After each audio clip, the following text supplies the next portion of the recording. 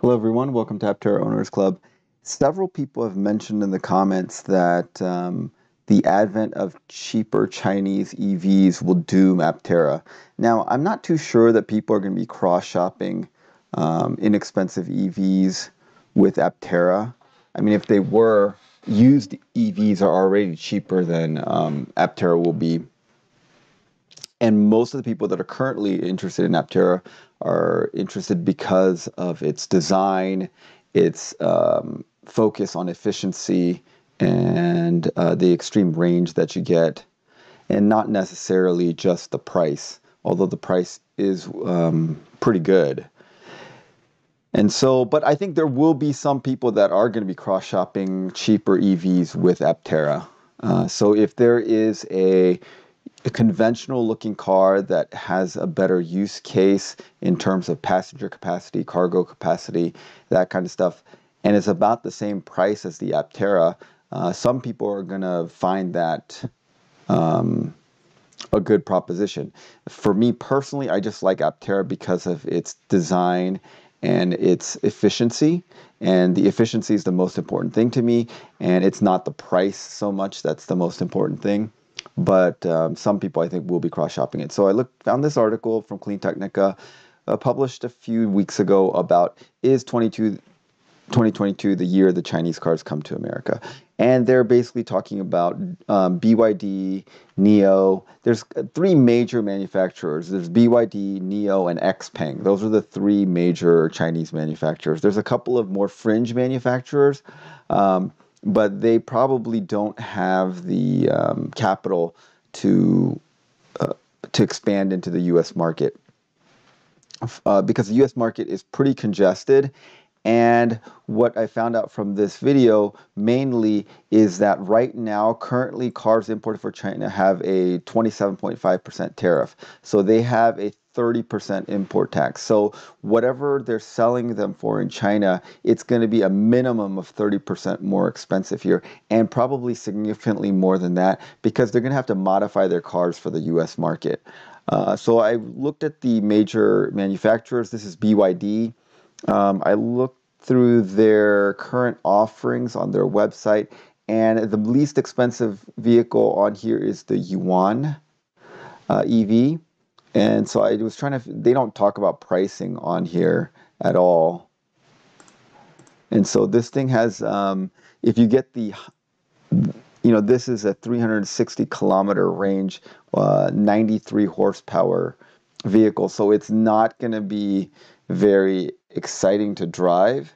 And this range is about 200 miles. So it's not impressive mileage, but I mean, it's a normal looking four-door, five-passenger, four-wheel car. It's like a small crossover.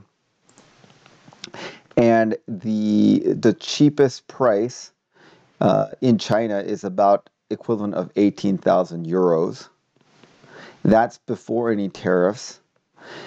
And if you look at the global launch, they are planning on expanding into Australia, Singapore, and maybe to Europe. BYD has already expanded into Norway with a few of their vehicles. I believe that their Tang EV is being sold in Norway. So if it was sold in Australia, it would be under 40,000 Australian, which is about 29,000 US dollars. That's a very good price for a a small crossover vehicle before incentives. So that would be a competitive price. And if they can bring it over at 18,000, of course, that would be an extremely good deal. But of course, there's going to be a 30% tariff on that, which will bring it to probably like 26,000. And then they're going to have to modify the cars. And the reason they're going to have to modify the cars is I recommend you listen to this episode from Planet Money, which is why cars from Europe and the US just can't get along. Basically, the gist of it is that Europe and the US have totally different safety standards that cars have to meet. And you cannot design one car that will satisfy both safety standards because they prioritize totally different things.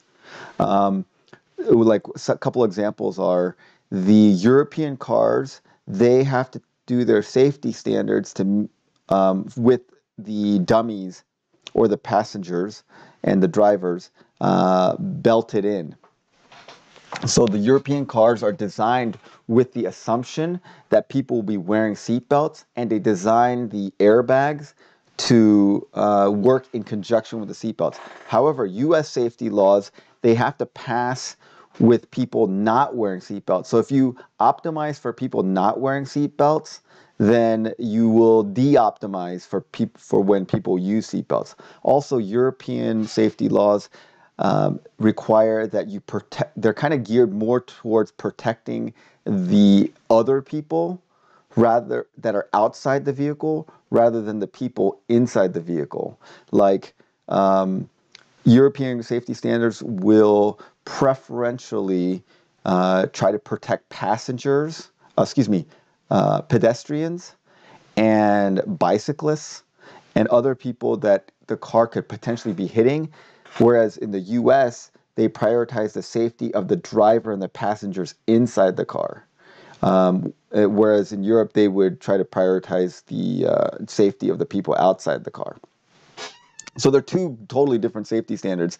So if you want to sell to the U.S. market, you have to change your vehicle. So every major manufacturer that wants to sell to both markets, they design two separate vehicles.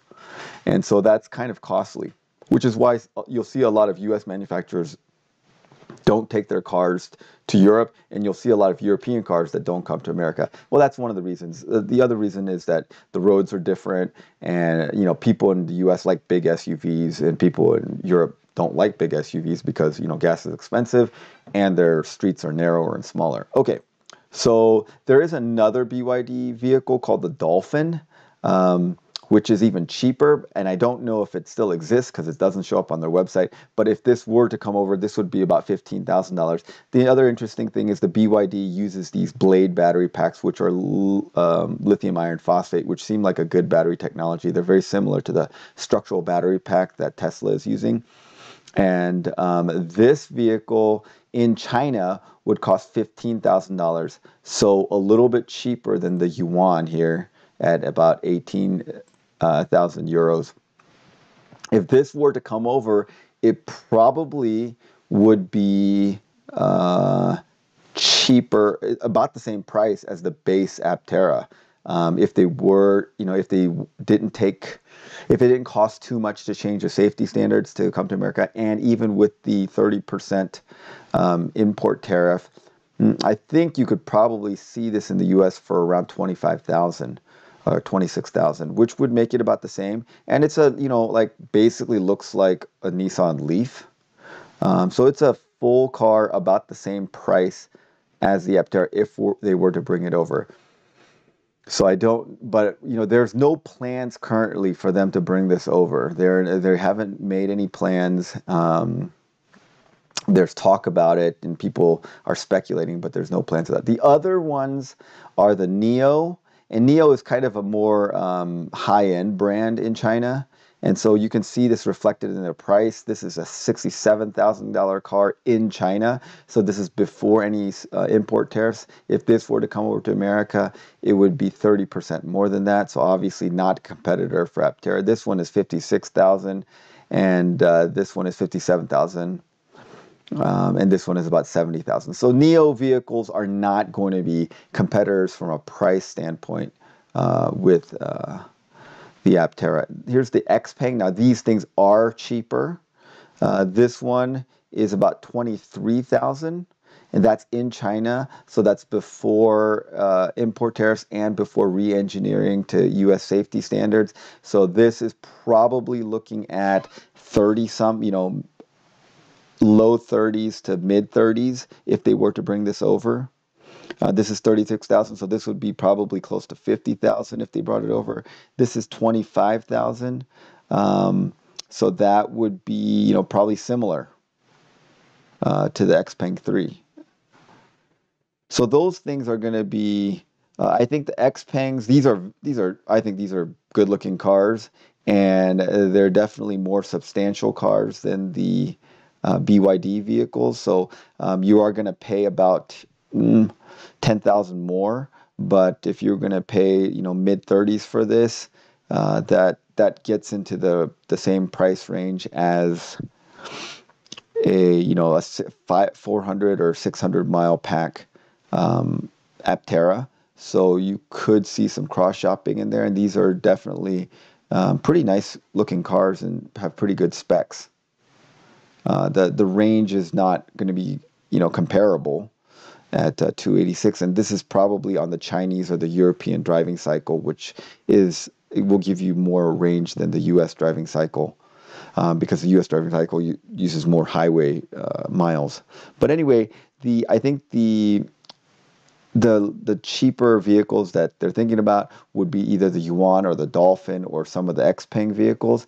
There's these crazy little things like this Wuling Mini EV. This is $5,000 in China.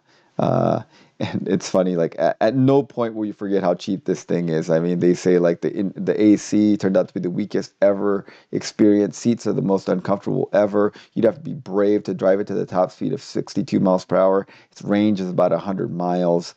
And yeah, it's cheap. It's $5,000. And you'll see what we mean when you try to import it to another jurisdiction. Like this was imported to Europe and they brought it up to European safety standards and it essentially doubled the price to 10,000 euros. So it's the same vehicle. So if they were to bring this to America, number one, I don't think that it would survive in the U.S. market. No one is really interested in a tiny car like this that barely hits 60 miles per hour and has a 100-mile range, no matter how cheap it is, I don't think. Maybe some city dwellers might be interested in it because it's tiny and they just want it as a kind of a city vehicle. But then when you brought it over and brought it up to U.S. safety standards, it would probably be over $10,000, in which case, a used Nissan Leaf is probably going to do you a lot better. So I think there are these really cheap vehicles in China. These are not going to be cross-shopped by possible Aptera drivers. But I think if BYD brought over some of their vehicles or Xpeng brought over some of their vehicles, potentially there is some cross-shopping happening with that.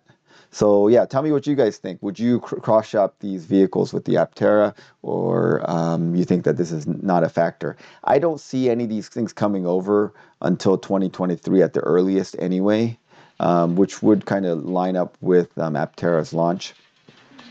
And at that point, I think the prices may be somewhat similar. And people will have to decide if, what they want is kind of a cool niche vehicle like the Aptera or a more conventional car like some of these Chinese EVs.